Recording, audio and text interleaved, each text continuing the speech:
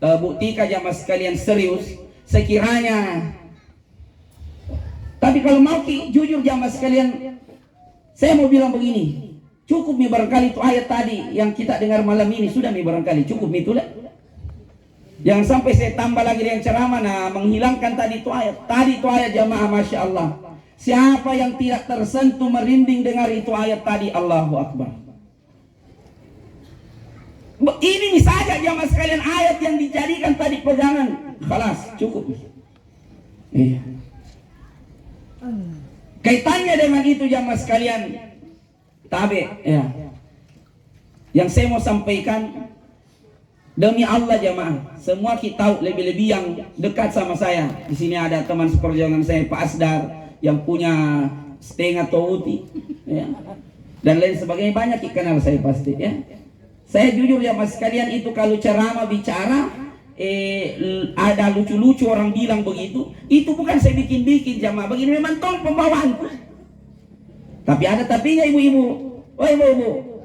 Oh ibu-ibu. Nah ini jangan sampai muncul penyakit baru di masyarakat ini. Dia suka tidak suka sama ustadz tergantung lucu-lucunya. Kalau ustadz lucu nah suka. Tapi kalau tidak lucu tidak suka. Padahal bisa jadi ustadz yang Anda anggap tadi tidak lucu adalah kebenaran yang dia sampaikan. Tolong ditinggalkan ini ibu-ibu. Bisa? Bisa? Iya.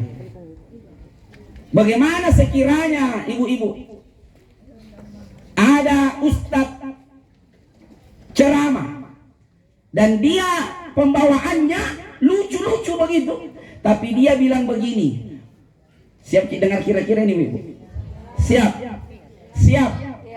Dia bilang begini nih Ustadz A, anggap Ustadz A, ini Ustadz A lucu-lucu, tapi dia bilang begini, di dalam Islam tidak boleh haram laki-laki menikah lebih dari satu orang. Kira-kira ibu-ibu terima atau tidak? Terima atau tidak? Ada ustaz tidak lucu-lucu, tidak lucu-lucu, datar kodong, tapi dia sampaikan bahwa perempuan itu tidak boleh cukur alisnya. Kena makin. Tidak boleh ceko alisnya. Iya. Nanda dari mentom ya lista kita boleh tuh. Lewat nih. Itu kita terima atau tidak? Terima atau tidak? Anda lucu-lucu itu ustaz tadi. Diterima atau tidak? Diterima jamaah sekalian. Itu kalau ada ustaz lucu apa itu pembawaannya saja. Sekaligus nasihat untuk sesama teman ustaz. Kalau memang karakter tidak lucu, jangan dipaksa lucu karena garing nanti. Dipaham kira-kira jamaah sekalian? Saya karakternya begitu jamaah sekalian. Jadi tertekan batin. 2, saya takziah kepada kakak saya, yaitu Kakanda Pak Desa Noha Padaro. Saya jujur ya mas sekalian, tadi ini kayak serba salah begitu.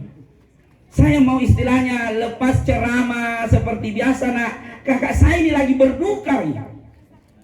Saya dengar katanya ya sama ibu-ibu kantin di SMA sama Mama Nisawal ya. Itu dia bilang pedis betul kasihan hatinya itu Padaro itu, Pak Desa. Baru ketemu sama saudaranya di dermaga, menyeberang saudaranya langsung dengar berita meninggal. Pedis sekali perasaannya.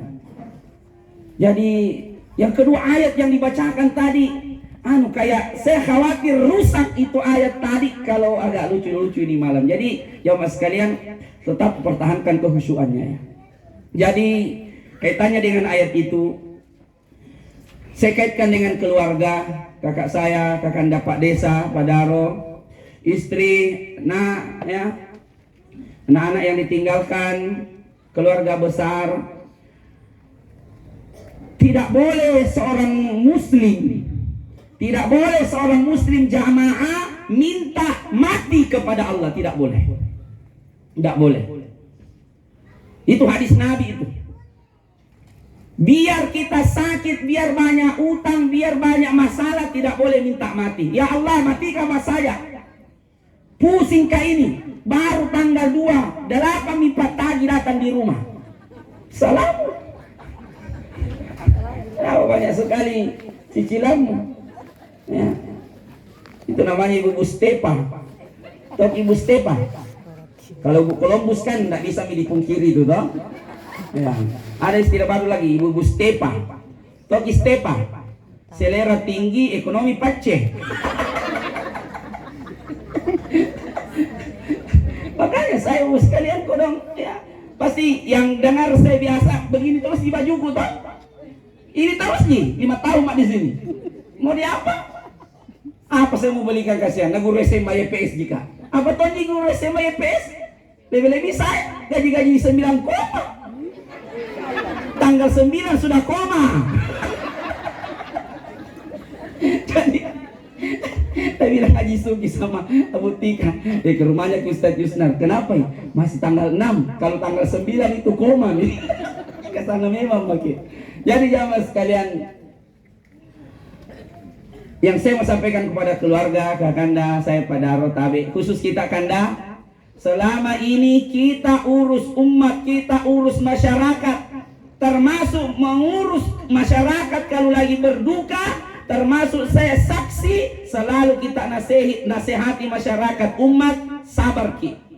Tabe kanda, sebenarnya Allah sekarang mau lihat, betulkah yang kita nasihatkan ke orang-orang itu bisa juga kita amalkan. Sabar.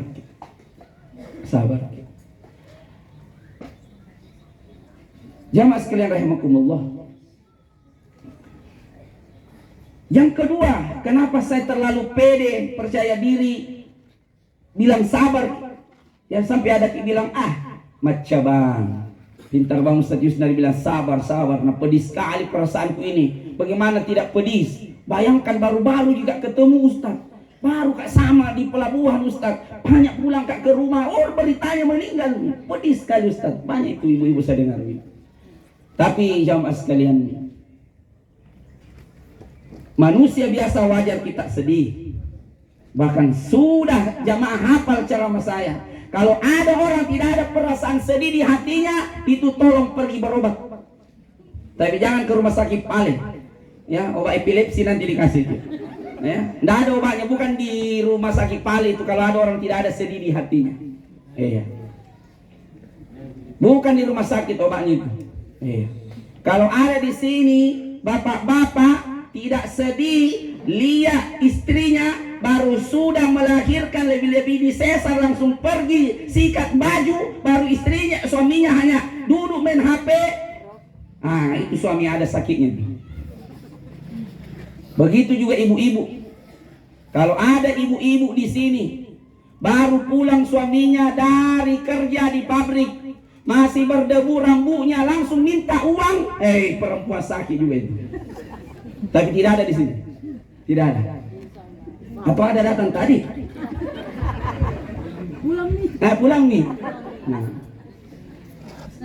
Sedih wajar jamaah sekalian. Tapi yang saya mau sampaikan jujur, tidak boleh diminta mati, tidak boleh jamaah. Ingat, sabar apapun masalah tak, jangan pernah minta mati. Minta kepada Allah, ya Allah berikanlah yang terbaik. Iya. Apapun. Mau sakit kah, mau banyak masalah kah, minta ya Allah kasih yang terbaik. Jangan minta mati. Tapi jamaah, kalau kematian seperti almarhum Ji, semoga Allah rahmati beliau sekarang di alam kuburnya. Pertanyaannya jamaah sekalian, siapa seorang muslim, siapa orang Islam, siapa orang yang yakin ada surga, tidak cemburu dengan kematian seperti itu jamaah? Coba. Lagi beres-beres, perbaiki kodong musola semampunya. Dia lagi memperbaiki rumahnya Allah. Tapi itu Tommy jalannya, itu Tommy takdirnya. Bahkan kakak saya ini, Pak Rudin ini, perlu jamaah ketahui, 5.000 tahun, khamsina alfasana, 5.000 tahun sebelum diciptakan langit dan bumi, Allah sudah memerintahkan kepada qalam, Makhluk yang paling pertama Allah ciptakan adalah qalam. Allah sudah berfirman, ya qalam uktub, wahai qalam tulis. Salah satu yang ditulis oleh qalam adalah Pak almarhum Rudin, meninggal hari berapa, hari apa kemarin? Dan meninggalnya sementara perbaiki musola.